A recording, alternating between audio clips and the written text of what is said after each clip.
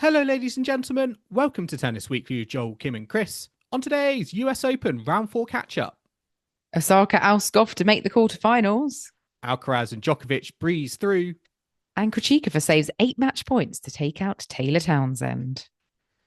Kim, today is the 1st of September, and we are here to catch up on Round 4 of the US Open at Tennis Weekly HQ. We're coming off the back of Naomi Osaka versus Coco Gauff. Osaka triumphing and through to the quarterfinals. We're going to be diving into that. We're also going to be talking about Carlos Alcaraz and Novak Djokovic breezing through in the second half. Daniil Medvedev as well, calling it quits with his longtime coach, Barbora Krejcikova.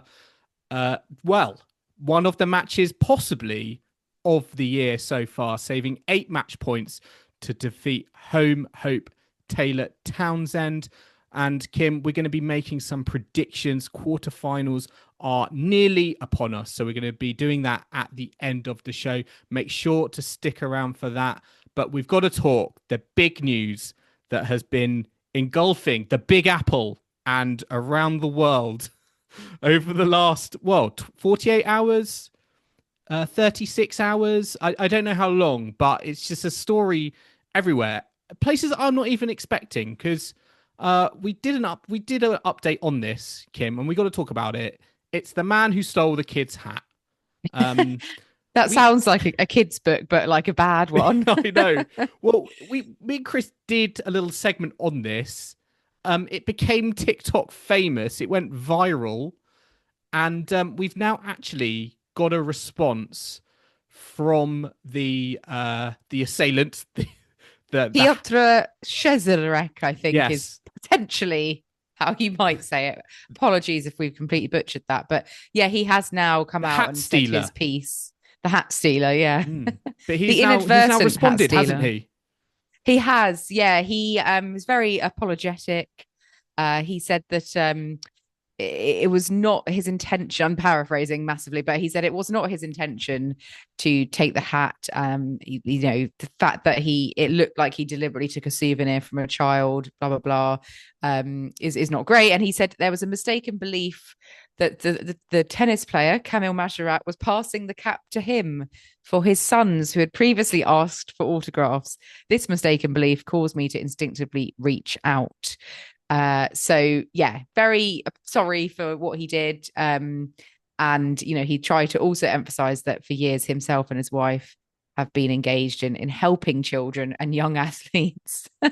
But in an instant, obviously this one moment caught on video, could have done a lot to destroy that reputation. So I guess his PR team and himself are hoping that this statement will be enough to revitalize his public image. What do you think?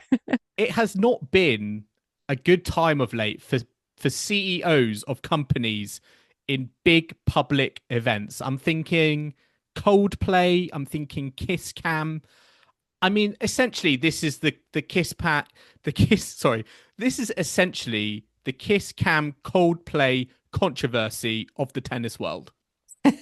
Yeah, what else could you have that's similar? I don't know, just something that's been caught on camera. But yeah, this is definitely the I guess at the end of our fortnightly catch up, Joel, our sort of not pleasant surprise but most unexpected moment that this would go viral. It's even people that I know who don't really follow tennis were asking me about the man that stole the hat. So it's one of those things, but at least he's now come out, apologized, and I think the boy in question is fine now and has the hat, and obviously had that nice moment with Camille as well. So I think it's all can be put to bed now, and it's certainly put Piotr Szczerek on the map for those of us who didn't know him. So I think I'm sure it's a good lesson for it's a good lesson for everyone. If you think about doing something in a public setting, it could be caught on camera and you may end up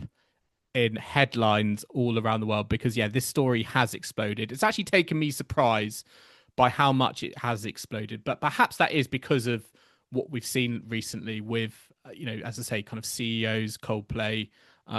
It's just absolute fodder. It's absolute rocket fuel, isn't it?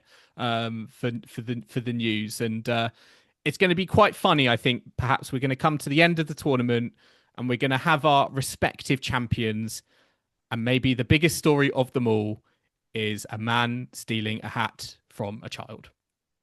The only thing it made me think of, and this is just because of the angle of like someone being above the player, was when the water bottle fell on Djokovic's head. But that's obviously slightly different. But yeah, it just made me think of how dangerous these interactions can be with fans at the end of the match. But let's have a look at the actual tennis, because today on day 9, we've had, well, a few matches completed already and some still to come. But most notably, Joel, we've had Naomi Osaka, Coco Gauff, the battle of former US Open champions. And it's quite one-sided in the end, wasn't it? 6-3, 6-2 to Naomi Osaka. She is into her first Grand Slam quarterfinal since the last time she won a slam, which is perhaps a little bit ominous or noteworthy. But let's talk about this actual match, because yeah, it was quite one-sided. I think Osaka definitely getting her tactics right, and Gauff looking, definitely not the player that we know she can be. What was your take on this one? I mean, by tactics, it was basically hit to the Coco Gauff forehand, because I know there's been a lot of talk on the Coco Gauff serve, and yes, it wasn't great today, but if there was one shot that was worse, it was the forehand. And it was a bit of a sad sight to see, because she was just spraying so many unforced errors, 33 unforced errors in total. And I felt also the forehand was off in terms of pace. And if you're giving those balls to Naomi Osaka, they are there to be hit. And, she was playing a very smart tactical game. I think the upsetting thing for Coco Gauff is that I do think there were opportunities to make this a bit more of a contest. It wasn't like, I think Naomi Osaka was playing the most invincible tennis on the tennis court, and Coco Gauff was powerless to do anything about it. I mean, first serves, for Osaka were at a premium at points. I think she was under 50%, for the match. Yes, it was devastating when those first serves went in, but perhaps Coco Gauff could have done more, on the Osaka service games. But I'm not really quite sure what to make of that result, because I don't feel like we necessarily got both players playing their best tennis, and perhaps we, that was to be expected. I think maybe, particularly maybe more from Coco Gauff's side, given, the struggles that she's had of late. Yeah, I mean, were you surprised this wasn't a night match? Or actually, given what we saw, do you think it justified coming on earlier in the day, maybe? Yeah, I was a little bit. I mean, I just thought it was an absolute banker this would be in the night session. I don't know. I haven't looked into kind of what the reasonings were, whether that was due to player requests or TV and time zones. But perhaps a little bit, maybe to get like the balance right between the day and the night sessions. But I don't necessarily think it affected the result, perhaps, as much as maybe I was thinking, when this match was set up. I just think it came down to, technically whose game was better on their day. And sadly, Coco Gauff's A game, it's far and away at the moment. And I think it shows that, sadly, this was a time where I think, one of her key shots unraveled, and it wasn't the serve. And, it shows that there's plenty of work to be done post US Open.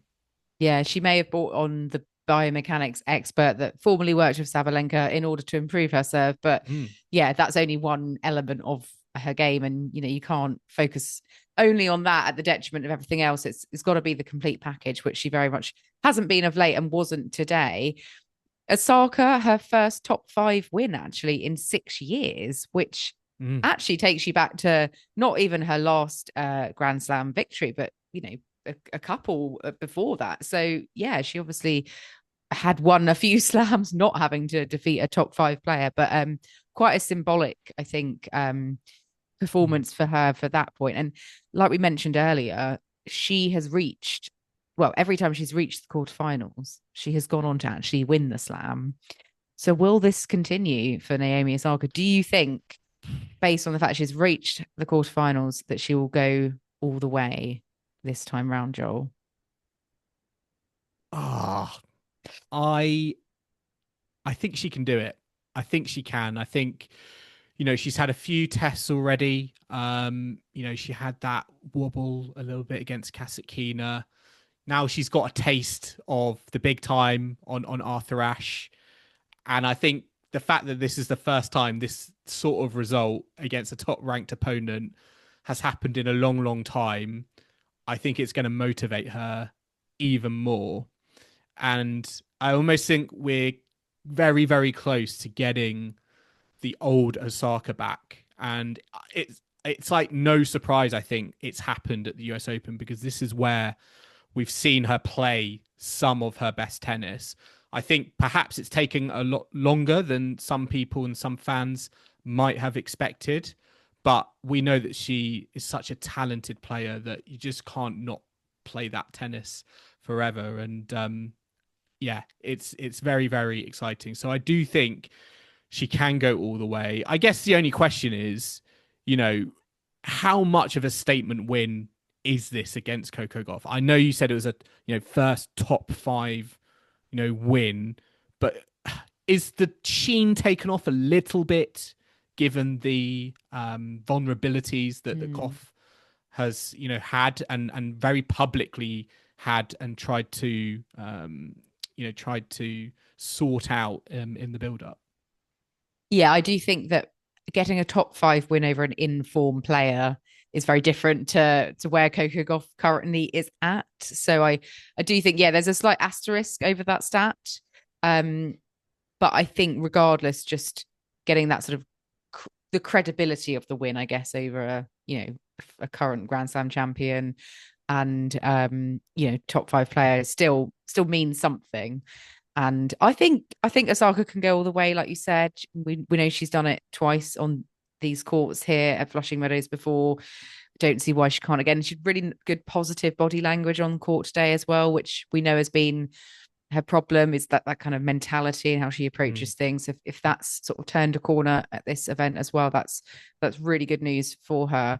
And I have to say, Joel, I think it might be, if she does go all the way and win, might be my favorite outfit that she will have won in as well. I quite like the purple and the sparkles, so I would think that would look great and the Labubu doll attached to the tennis bag. Yes, that they're so like in fashion. The bedazzled Labubu doll. Yeah, it's but it's a good look. It reminded me a bit of like the Olympic gymnasts, not the skirt, but the top bit. The sort of sparkles, and I always quite like to see what they're wearing. So yeah, full marks from me on her outfit there. But we will see whether she will go all the way. We think she can do it. Listeners, let us know what you think. Would love to know your thoughts. One player who has been all the way more recently than others is Iga Swiatek, obviously defending champion here. She sailed through today over Alexandrova, just over an hour, 6-3, 6-1. And Joel, she said after the match in her interview on court that she has booked 10 more minutes at the practice court because she clearly didn't feel that match gave her enough time on court, so she went to do some more practice. That's a bit embarrassing, isn't it?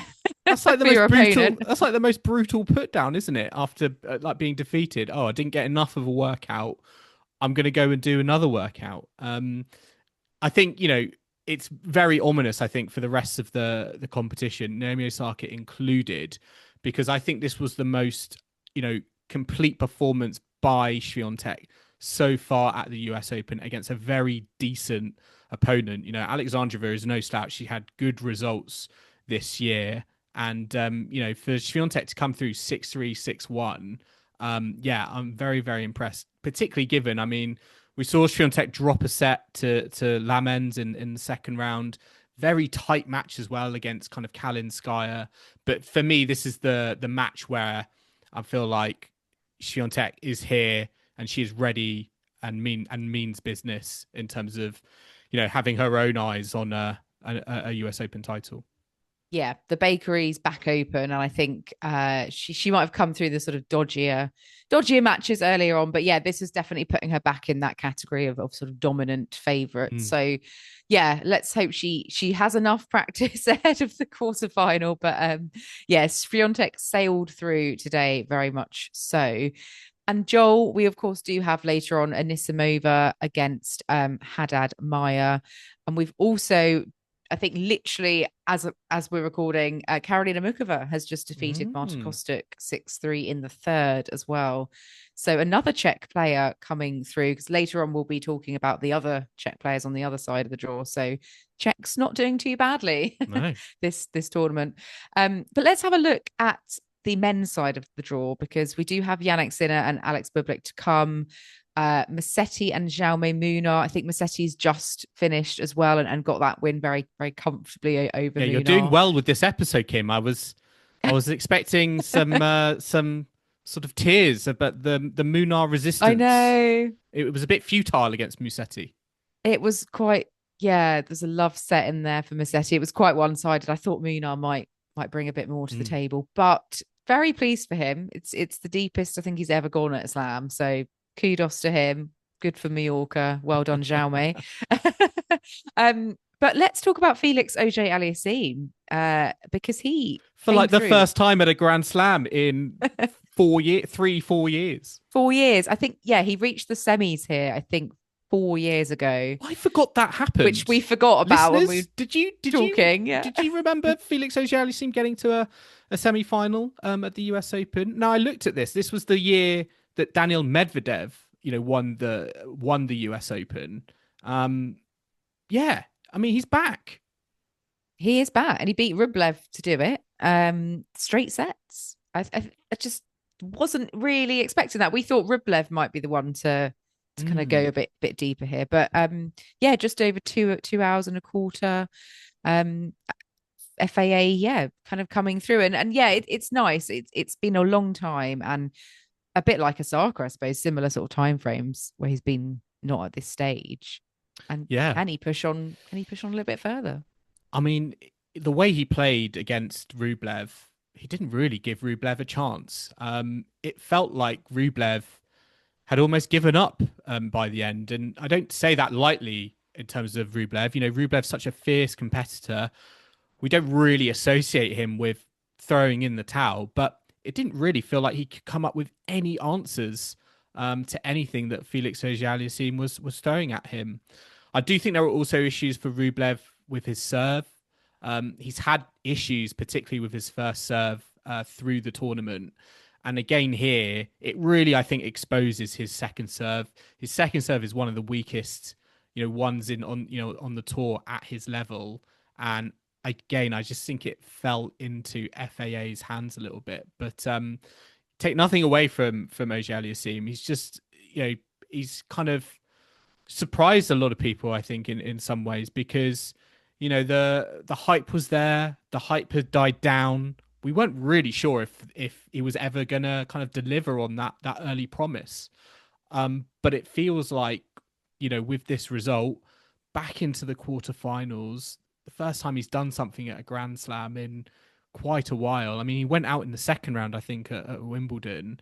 I'm just very, very happy for him, because I don't think, it might have been in the back of his mind that, he's a player who has had so much expectation bestowed on him for a long, long time. And, he might be feeling, I need to make good on this at some point. He will face Alex de Minaur in the next round. And Alex de Minaur came through against the qualifier Leandro Riedi of Switzerland today very, very comfortably. But you've got to think FAA going into that match, he's played Zverev, he's played Rublev. He's definitely had the tougher route through, which I think for me gives him the edge over Alex. But then de Minaur, he is so sort of solid, isn't he, and consistent, and that maybe just enough to come through. But it's a great opportunity for both of them. Yeah, and de Minaur didn't have the greatest, swing and across Cincinnati and Canada. I think he lost a bit of confidence in his game. And on the opposite end, I think Auger-Aliassime, again, I think he is a confidence player, but I think he's just riding the wave at the moment. And there is something about, I know we speak about Italian tennis, but Canadian tennis as well is doing fantastic. I mean, Shapovalov did, we have to say Shapovalov did push, Sinner. He's having a good season. He has won titles. Diallo as well is playing well. Felix Auger-Aliassime and Boko on the women's side. It really is exciting, and maybe they're all kind of spurring each other on as well. But yeah, interesting times for Felix Auger-Aliassime. I think the interesting thing now will be the fact that the spotlight arguably is a little bit back on him. We know he's a name, but he's not really delivered. But now he's delivering. Does that change, his mindset and his approach a little bit, particularly when it comes with these big matchups? Alex de Minaur.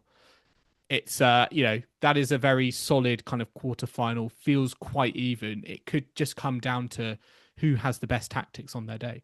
Small margins, perhaps. But yeah, lovely to see Felix back in a quarterfinal at Slam.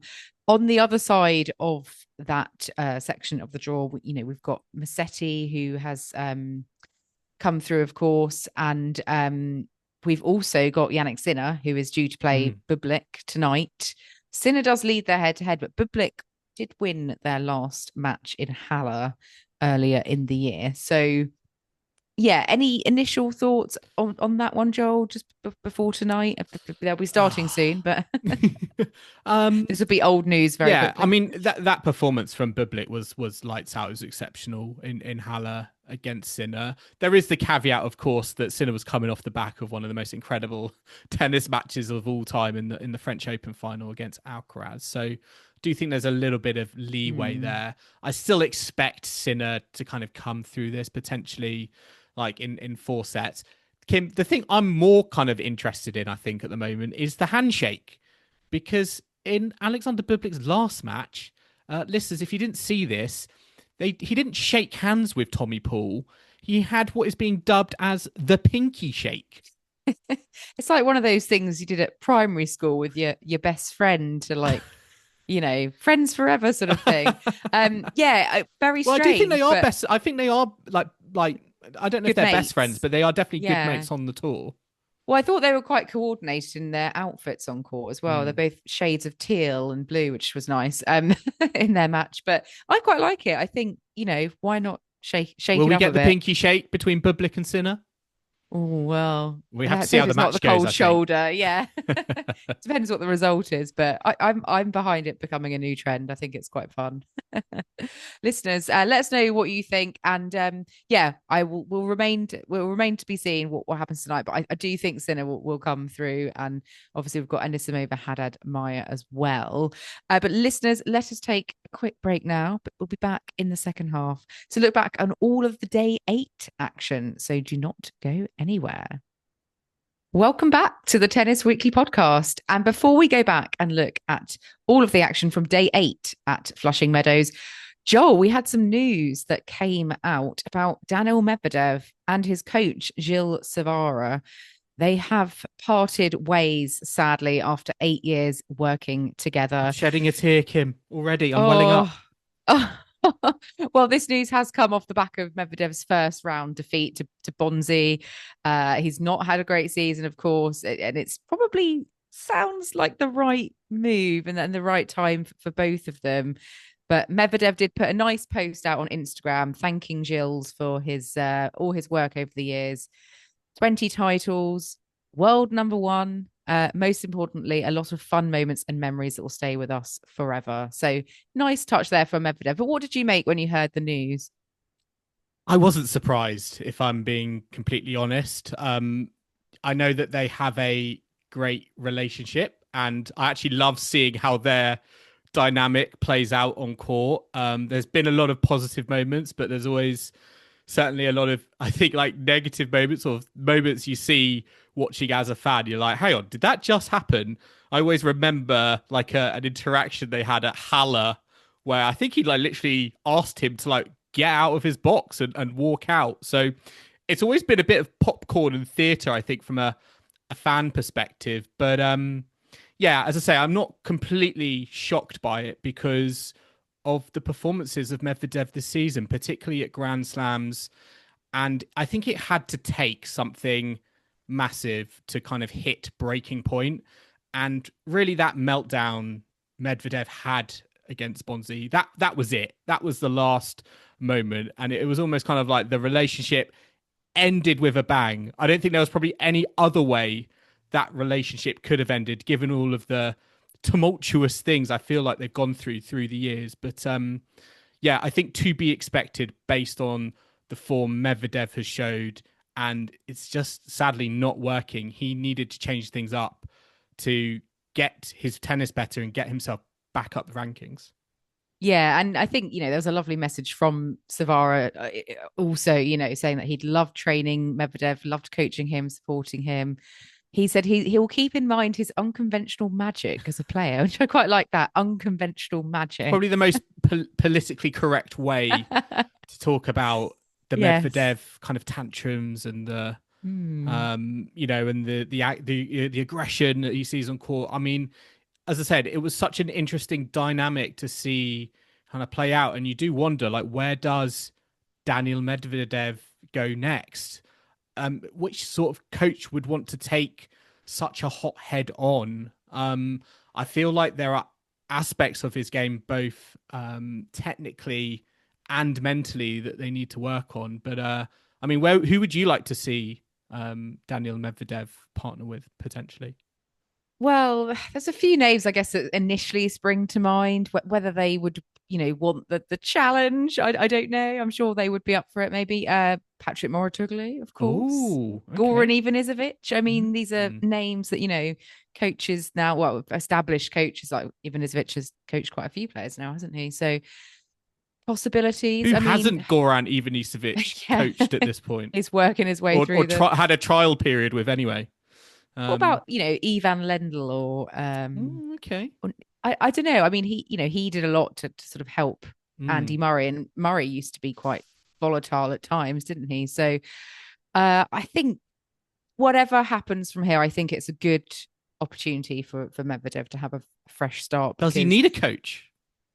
Well, I think he does. Players have gone without, he might go from combusting to the next level of combusting. But yeah, I think since he reached world number one in 2022, it's kind of been a downward slope, hasn't it, for Medvedev? And I think it was going to happen at some point, and maybe it's surprising that they didn't split until now. So I think that does show you like the depth and the bond of their relationship, that they've had such a long time together, and they didn't drop at the first hurdle, did they?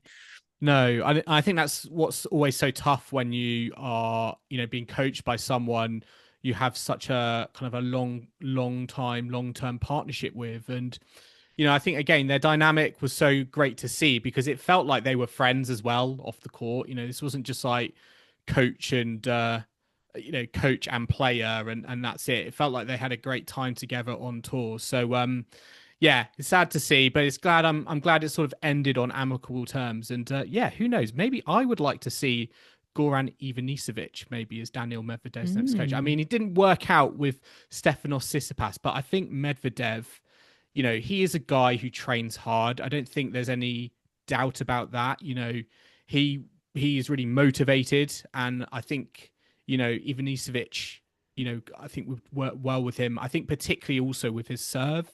I think there's been a lot of struggles with the Medvedev serve recently. And, a lot of that has been put down to injuries he's been kind of working with and, almost kind of hampering his serve style. And I wonder, again, if bringing someone like Ivanisevic on board, it's sort of a figure who's not going to take any of the Medvedev theatrics on the court. But I also think he can help him in aspects of his game that, Ivanisevic was obviously very well known for. Yes, absolutely. Well, let's see where Medvedev heads next in his coaching setup. But we do have the action from day 8 to round up. So this is Sunday's action. Let's start with the top seeds that we're all expecting to come through. And indeed, they did. Carlos Alcaraz is through. Novak Djokovic is through. Arina Sabalenka is through.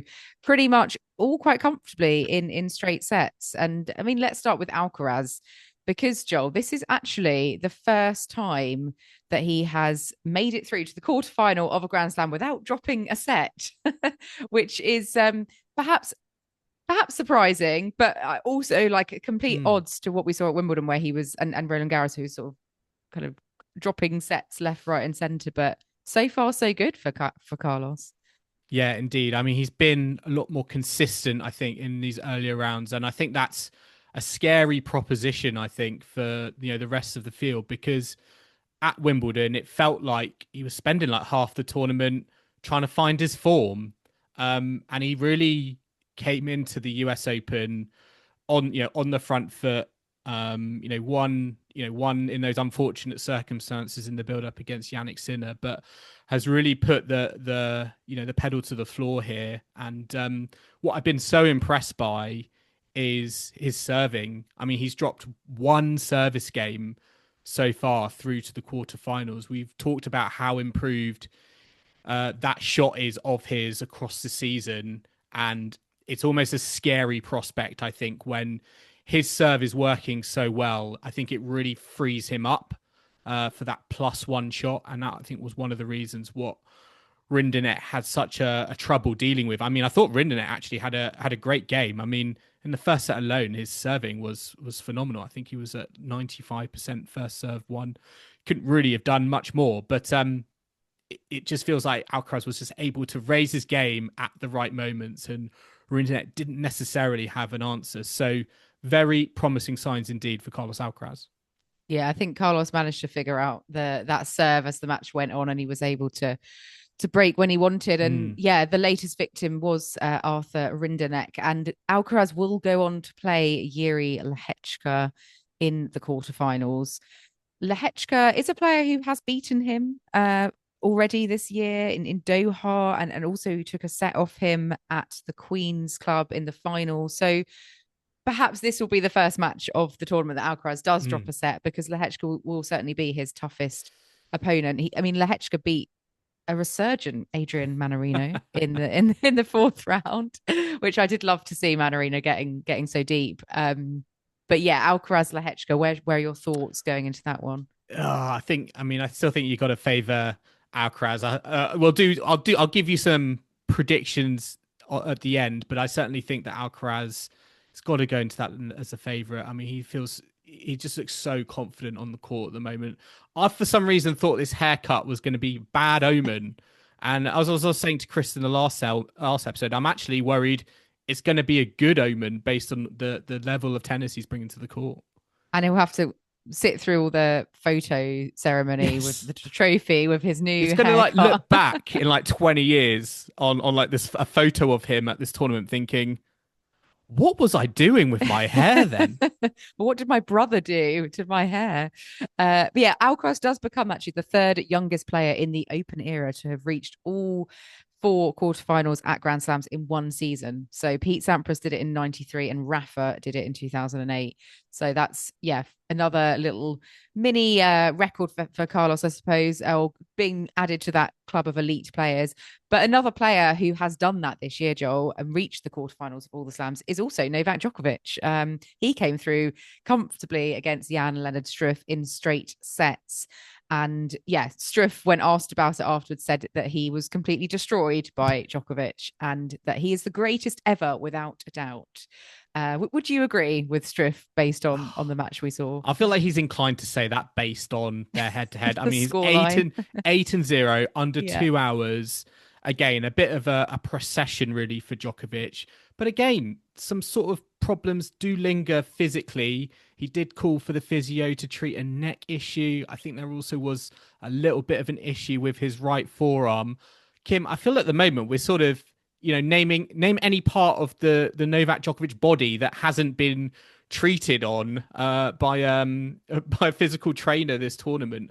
I feel like you're going to be quite limited. So it feels like maybe the physical issues do remain, and it's almost good that he's coming up against these sorts of opponents where he has such a great record, because he is able to, get it done in straight sets. And I think it feels to me like there's a little bit of pressure on him to kind of keep the scores keep the sets dropped low and make sure matches don't go 5 sets, because I think the longer matches go on, the more it might favour the opponents of Novak Djokovic. Yeah, I think efficiency is of the essence for Novak. He's got Taylor Fritz next, who came through in straight sets against Machak, but Djokovic does have a 10-0 head-to-head over Taylor Fritz. So like you said, nice draw for him to have these players that he Fritz is playing as well. Their number. But Fritz is playing well. This will be his toughest test, especially if there's niggles. But I also say to you, Djokovic, name a tournament that he's maybe not won without some sort of niggle that we all thought was going to stop him. And how is Djokovic going to react also with the American crowd? Because Taylor Fritz is the last male player in the tournament. I was perhaps expecting Ben Shelton to go further than him, but hopefully Fritz will be sensing this opportunity to rise to the occasion. I mean, I was looking at his form going into the US Open. It was sort of middling. It was okay. He had a bit of a weird defeat against Atman, the Frenchman, in the build-up. But I think Fritz is in a very good place to challenge Djokovic, but it's so hard to look past him when the head-to-head is so one-sided. Definitely. And I mean, let's look at the women's results from Sunday, because we also had Aryna Sabalenka becoming, again, the first woman to reach the quarterfinals at all 4 slams in a single season. But she's the first to do it as the world number 1 since Serena back in 2016. So yeah, a few players this year that are getting those very consistent results. She beat Buxa in straight sets. It was quite comfortable. JPEG also threw against Ann Lee 6-1 and 6-2. So some comfortable scorelines there. But we did have an absolute cracker, didn't we? Barbora Krejcikova against Taylor Townsend.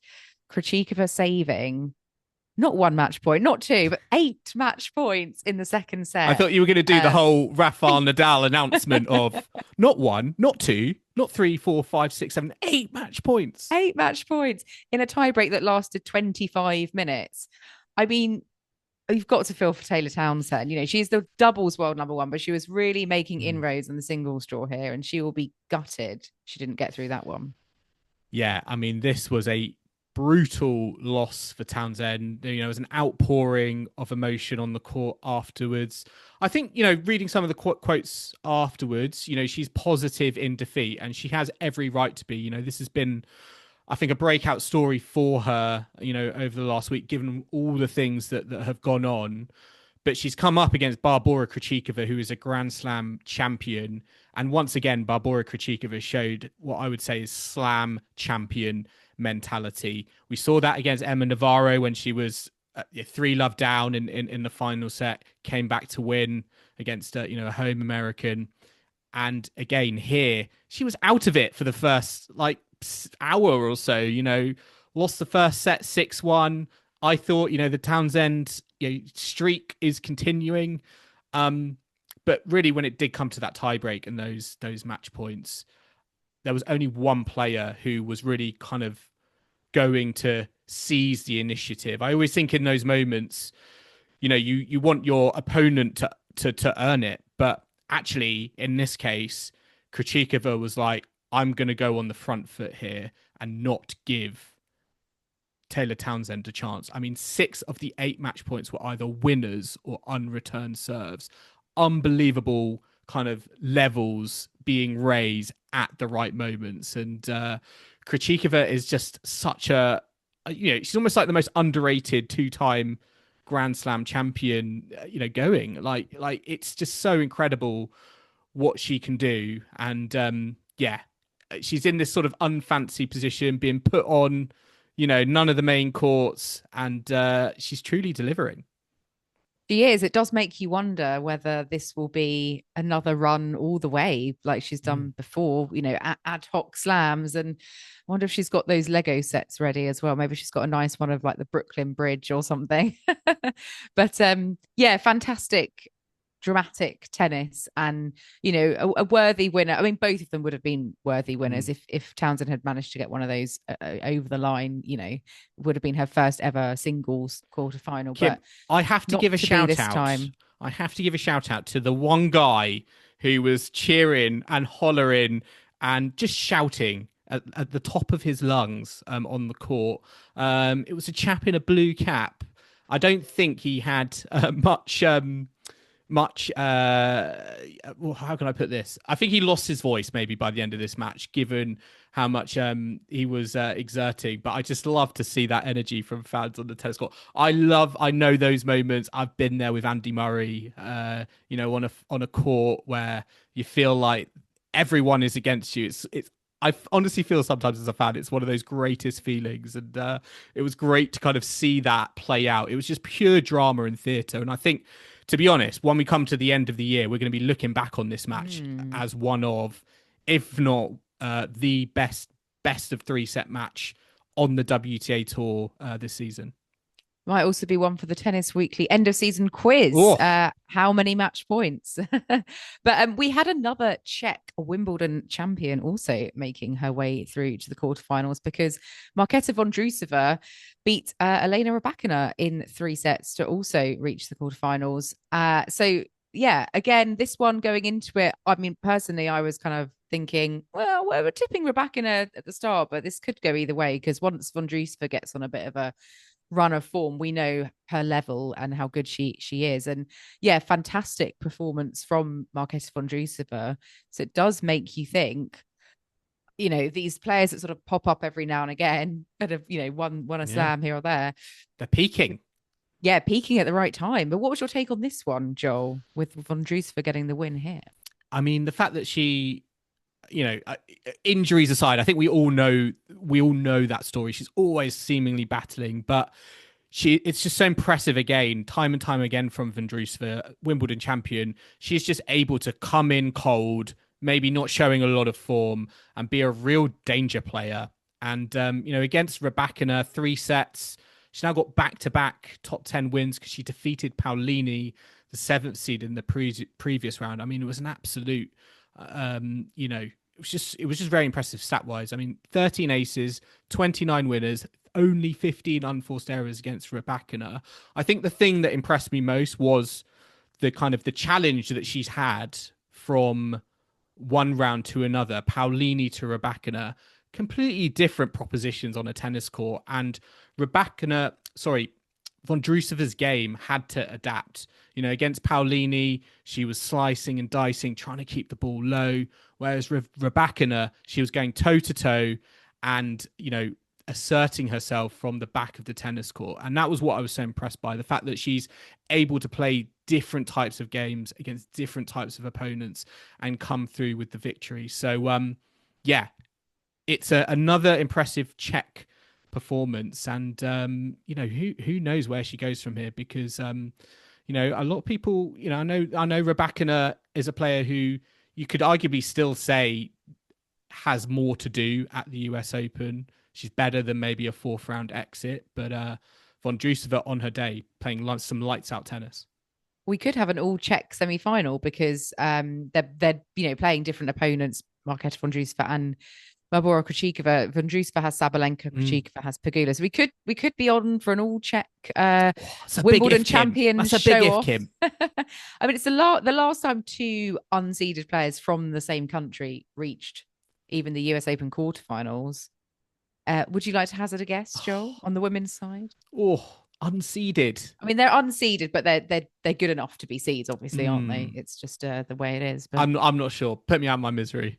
It was Belgium 16 years ago with Kim Clijsters, and want to hazard a guess on this one? Janina Wickmeyer. Wickmeyer, yes. Yeah. He was now retired, of course.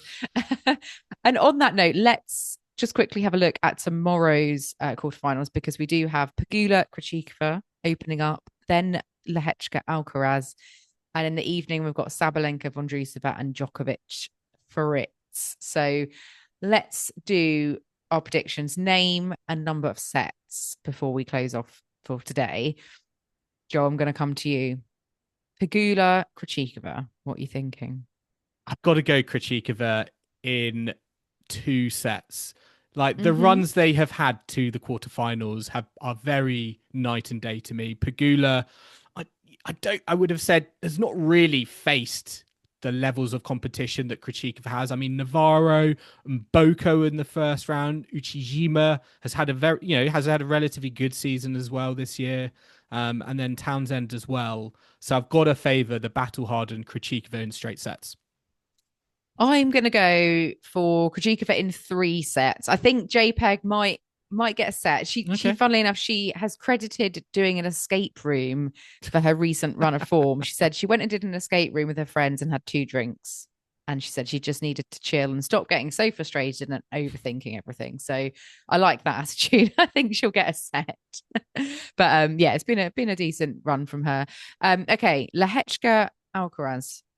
It's got to be Alcaraz in 3 sets, easy street. Yeah. Continuing on the straight sets, I think I'll say Alcaraz in 4. I think he might drop a set on a tie break. Okay, Sabalenka, Vondroušová. They are 1-1 in their head-to-head so far this year. I've still got to go Sabalenka because of the recent victory she had against Vondroušová in Cincinnati.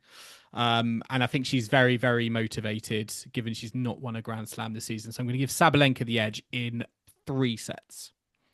I think that motivation might boil over into frustration. I'm going to go Vondroušová in 3. Okay. Yeah. And last but not least, Djokovic Fritz. Is it going to be 11-0 in the head-to-head? Is it going to go 10-1? Do you know what? I'm actually going to go Fritz in 4 because I think Fritz is playing really well at the moment. You know, the American crowd will be on his side. And yeah, I just think Fritz will put up a fight that puts Djokovic into a more uncomfortable position than some of his opponents have been able to do. And perhaps, I'm going to go, it will favour Fritz. I'm going Fritz in 4. Oh, I like the alliteration there. Fritz in 4. I'm going to go Djokovic in 4 instead. I'm going to stick with the old guard for now. But we'll be back on Wednesday to round up all of the action from the quarterfinals at Flushing Meadows, won't we, Joel? That is very, very true. But we're going to wrap up our round 4 catch up here at Tennis Weekly HQ for the US Open. We hope you've enjoyed the ride with us. Remember to subscribe so you don't miss a moment of action as we head into the business end of Flushing Meadows. You can find us on Apple Podcasts, Spotify, YouTube, and all your favorite podcasting platforms out there. And if you love what you're hearing, then be sure to leave us a rating and review on Apple Podcasts or Spotify and hit that like and subscribe button on YouTube. You can also stay connected with us on social media. We're on Facebook, Instagram, TikTok, YouTube, and X at Tennis Weekly Pod.